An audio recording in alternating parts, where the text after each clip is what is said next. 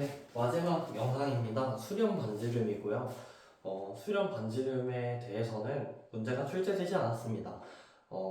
그리고 책을 읽어보면 쉽게 알 수 있는 내용인데요. 그래서 사실 하는 게 의미가 있나 싶긴 하지만 그래도 있으니까 한번 해봅시다. 제가 뱃살도 사실 시험 문제 안 나와서 저도 안 다루고 싶었는데 안 다루려고 했는데 그래도 그것도 한번 해보도록 할게요. 그래도 혹시나 나올 수도 있으니까 한번 해보겠습니다. 자, 수렴 반지름이라고 하는 것은 우리가 이런 거예요. 그래서 예를 들어서 일반에서 x분의 1 같은 경우에는 얘가 1 플러스 x 곱하기 x제곱 x 세제곱 이렇게 돼요. 점점 제곱수가 증가합니다. 그래서 얘는 언제만 수렴하냐면 이때만 수렴해요. 그래서 이렇게 1보다 작을 때만 수렴하는 거죠. 그쵸? 그래서 사실은 이 미적분에서 급수의 수렴한 거랑 똑같아요. 근데 급수의 수렴했을 때 우리가 미적분에서 그 수렴 판정하는 게 되게 많았어요. P 시리즈도 있었고 그 다음에 엄청나게 많은 판별법들이 있었는데 우리는 공업수학에서는 두 가지만 배우면 됩니다. 그리고 두 가지 중에서도 실제로 써보는 것은 한 가지밖에 없어요. 첫 번째 공식은 무엇이냐? 수렴 반지름 공식.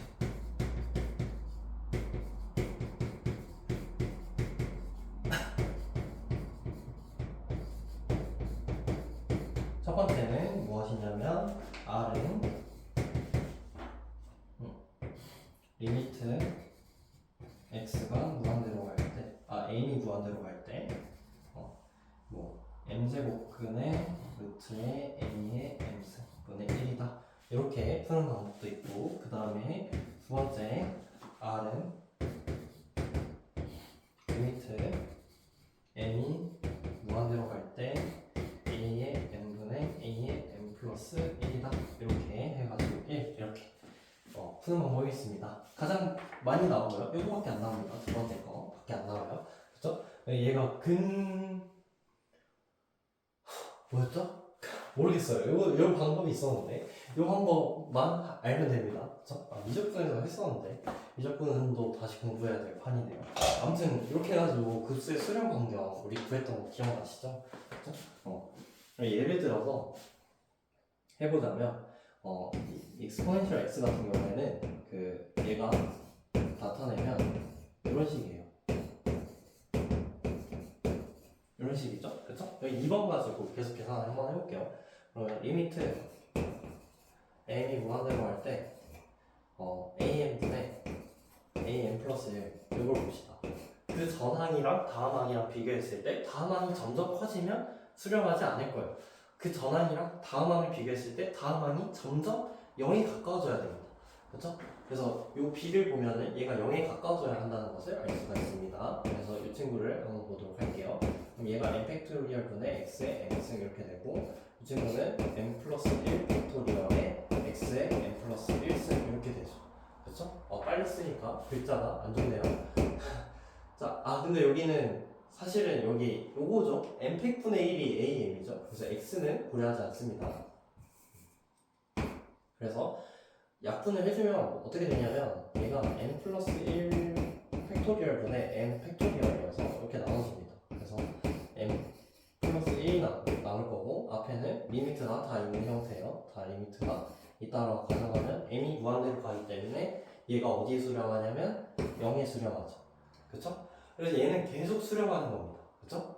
그래서 이 친구는 요거분의 1이 수렴 반경이에요. 0분의 1은 무한대입니다. 그래서 수렴 반경이 무한대이다. 이렇게 적어주시면 돼요. 그쵸? 그래서 혹시나 모르는데 그 문제를 구하고 나서 교수님이 점수를 주고 싶어서 다음 해를 구하고 그 급수의 수렴 반경을 구해라. 이렇게 쉽게 낼 수도 있잖아요. 그죠? 그러면 이 문제 나왔는데 틀리면 좀 아까우니까 기억을 하고 있읍시다. 자, 그 다음에 이거 이 친구도 보면은 얘가 한번 해봤지만 얘가 시그마 m은 0부터 무한대까지 뭐였냐면 x의 n승 이거였어요. 그래서 리미트 n이 무한대로 갈 때 a의 n분의 a n 플러스 1 보면은 얘는 항상 그 개수가 1이거든요. 얘 1이에요. 그래서 1분의 1 해주면은 r이 또 1이 나와요. 이 두 가지 경우가 있냐? 그건 또 아니에요. 그래서 뭐 예를 들어서 이런 함수가 있다고 가정합시다. 이런 함수가 있다고 가정하면은 이 친구를 이제 리미트 n이 무한대로 갈 때 a n에 a 플러스 1 이렇게 되면 이 친구가 n 팩토리얼분의 n 플러스 1 팩토리얼이 나와서 앞에 리미트 붙어있고 리미트 n 플러스 1 이렇게 나오거든요. 그쵸? 그럼 얘가 어디로 가요? 무한대로 발산해버리죠. 그쵸? 제가 리미트 보고 이렇게 쓰는 거는 다 리미트입니다. 그쵸? 자, 그래서 이 친구가 무한대로 가기 때문에 무한대가 돼요. 그러면 얘는 수렴 안 하나요? 그건 아닙니다. 얘 무한대분의 1이 되면 수렴 반경은 0이에요. 수렴 반경이 0이라는 사실은 수렴을 안 한다라는 얘기가 아니라 여기에 중심에서만 수렴한다는 얘기입니다. 여기가 0이 들어가면 얘가 x가 1만 아니면은 무조건 계속 발산하거든요. 그죠? 0만 아니면? 근데 0인 경우에는 앞에 수가 아무리 팩토리얼이 커질지언정 계속 0으로 값이 고정됩니다. 그죠? 그래서 얘는 어디서만 수렴하는 거냐면 x노트는 0에서만 수렴. 이렇게 표현하고 그 다음에 또 어떻게 표현하냐면 수렴 중심에서만 수렴한다.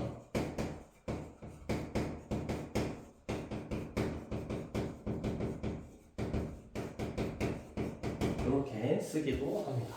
됐나요?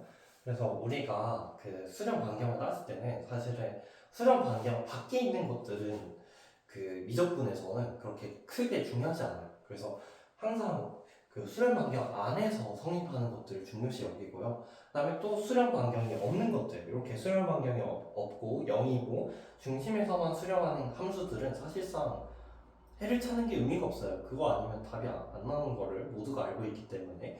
그래서 이런 경우는 해를 찾지 않고요. 보통 경우는 이런 경우, 그쵸? 이런 경우가 정상적이고, 이렇게 무한등비급수인 경우에는 사실 문제 보면은 풀다 보면 보여요. 무한등비급수가 나오는 경우들이 보이는데, 그거는 어느 범위 안에서 푸냐면 수렴 반경 내에서만 풀게 됩니다. 이런 방법들이 사실은 뭐 공업수학 2라든지 미적분에서도 연결되어 있었기 때문에 1학년 때 미적분을 진짜 열심히 하셔서 A표 받으신 분들은 이런 개념들이 아주 쉬우실 거예요. 근데 만약 못 받는 걸 가정하고 우리가 스터디를 시작한 거니까 그렇다면 한 번쯤은 알고 넘어가는 게 좋지 않나 해서 영상을 찍어봤습니다. 수고 많으셨습니다. 감사합니다.